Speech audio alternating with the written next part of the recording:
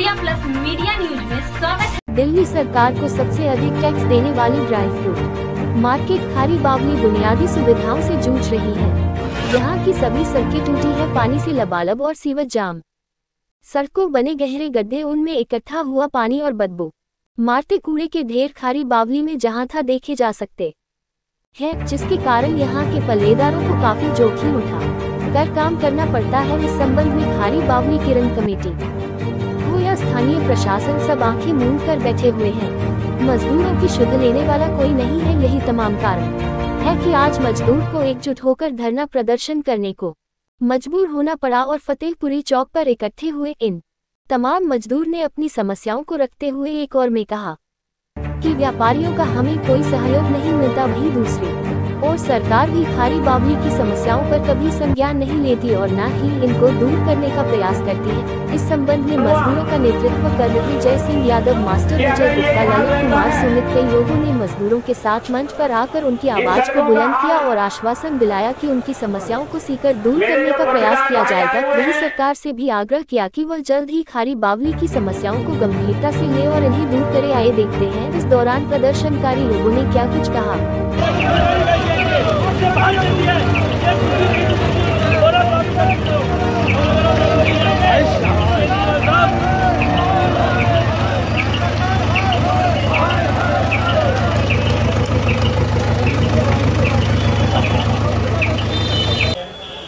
सरकार टैक्स लेती है लेकिन हमारी सुविधाओं की ओर ध्यान नहीं देती।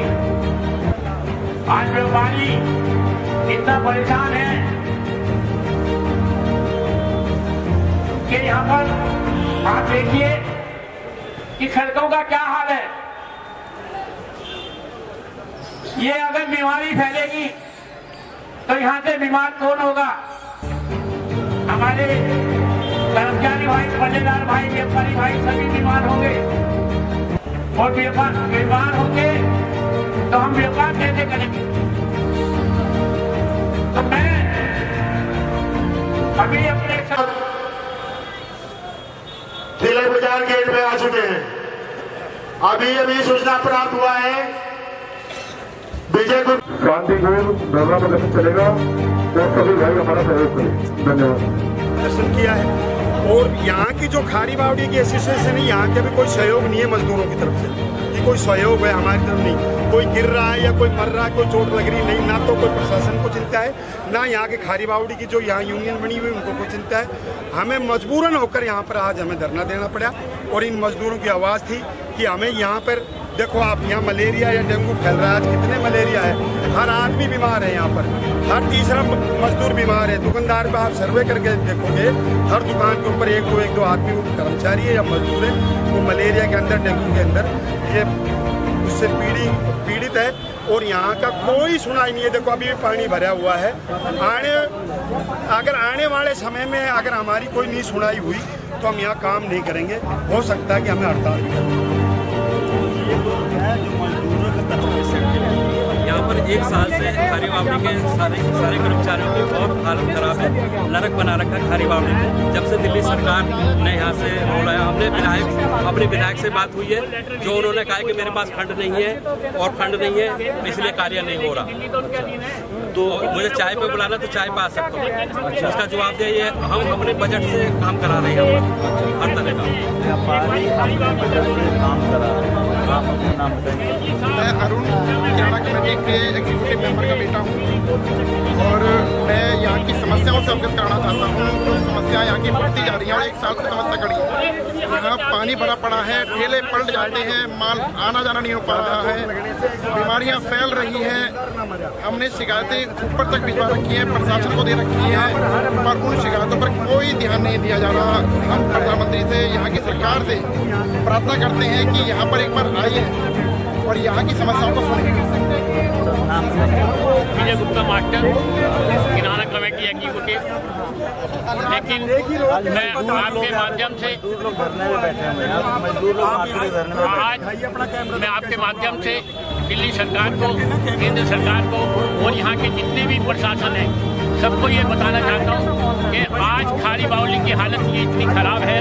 जस मिशन रोड की, खारी बावली की, तिलक बाजार की, एसपी बीमार थी। तो आज हमारा पल्लेदार और कर्मचारी मजबूर हो गया है धरने में बैठने के लिए, क्योंकि बीमारी फैलती जा रही है। यहाँ पे सड़कों पे पानी भरा हुआ है, गड्ढे हैं, चलने को जगह सही नहीं है, सीवर जाम पड़े हुए हैं। तो बीमारी नहीं होगी तो हम लोग कहाँ जाएंगे? हम लोग मरने के लिए पड़े हुए हैं यहाँ पे। सरकार को इतना टैक्स देते हैं, अगर सरकार हमारे को सुविधा नहीं दे सकती तो हमारा टैक्स छोड़ दे, हम उस टैक्स से अपनी सुविधाएं कर लेंगे।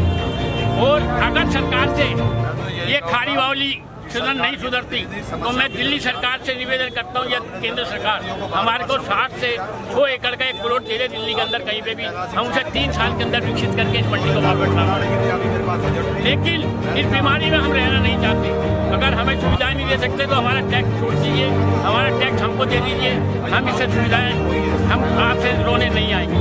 एलजी साहब से रिक्वेस्ट है, एक बात दोहरा करें, अभी नई आरटीसी जी सीएम बनी है, वो एक बात दोहरा करें, यहाँ पे आके देखें, उनको ये पता चलेगा, उनकी आंखों में आंसू आ जाएंगे कि ये लोग कैसे नरक में जी रहे, और हम इस लोग इनकी तरफ क्यों नहीं ध्यान देंगे, शायद वो ध्यान देंगे। कोई नहीं आ रहा भाई साहब, सबको चिट्ठी लिख चुके हम, सबको बुला चुके, फोन कर चुके कि आ जाओ भैया, धरना देख लो, हमारा देख लो हम क्या कर रहे हैं, हमारी हालत देख लो क्या हो रही है, हमारा परिवार कैसे, अगर हमें कुछ हो गया तो हमारे परिवार को कौन देखेगा? अगर आज नेता को कुछ हो जाएगा तो उसके लिए तो पूरी जनता पड़ी हुई है, लेकिन हमारे परिवार को हो गया तो कौन देखेगा? लेकिन कोई आने को तैयार नहीं, उन्हें पता है ये नरक है, इस नरक में जाके कहीं उनको बीमारी लग गई तो वो इस बात से डर रहे हैं, वो आना नहीं चाहते। अब मजबूर करने लगे ये लोग, चेतावनी दी है कि अगर हमारी समस्याएं नहीं मिल जाती तो हम हड़ताल पे चले जाएंगे। 1 हफ्ते के अंदर हमने टाइम दिया, मैंने मजदूरों से रिक्वेस्ट करी है ये मीटिंग करें, अगर ये मान गए 1 हफ्ते बाद यहाँ पे हड़ताल कर दीजिए। आज मंगलवार है, किराना दी 1 हफ्ते के अंदर हमें सुधार नहीं हुआ तो किराना कमेटी यही है कि सबसे बड़ी मार्केट एसोसिएशन है यहाँ की, वो भी साथ रहेगी और इसको हड़ताल कर देंगे हम। और दिल्ली पुलिस को भी हमने रिक्वेस्ट करी है कि इस बाजार को सुधारने के लिए हम साथ हैं, जैसा आप कहो उसको सुधारें। जितना एंक्रोचमेंट है, यहाँ पे व्यापारी आते हैं, लेडीज भी आती है खरीदारी करने के लिए, आप देखेंगे क्या हालत है, कोई लेडीज आएगी, कोई बच्चे को नहीं लाएगी, उन्हें पता है मैं बीमार होगी तो फोन करेगा। तो आज खारी बावली लौरी गेट से लेके फतेहपुरी तक और फतेहपुरी से लेके चंद्रेश्वर रोड और ये नरक का जरिया बना।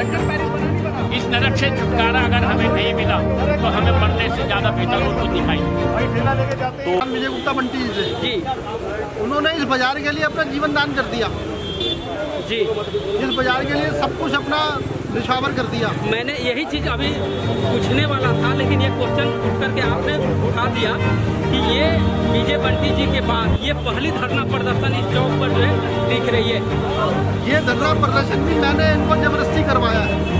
मैं परवीन कैसे, मैंने जय सिंह जी को और संत कुमार संतू को जबरदस्ती मैंने कहा जी जाओ धरना प्रदर्शन करो, लेकिन हमारे किराना कमेटी के जो प्रधान है वो बिल्कुल निकम्मे और बेकार है।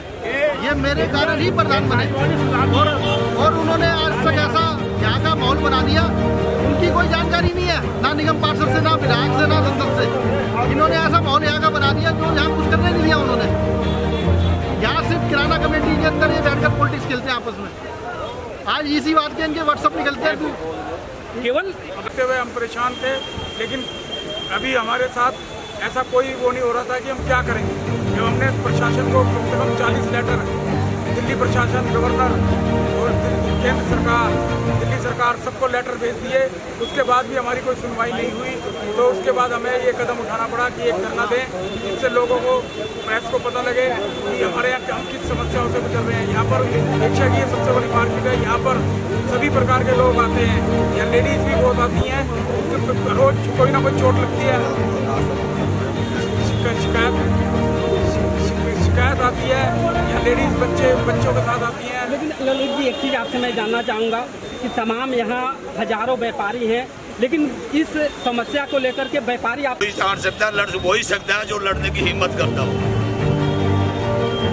इससे ज्यादा मैं और क्या कह सकता हूँ, छोटे शब्दों में कह दिया।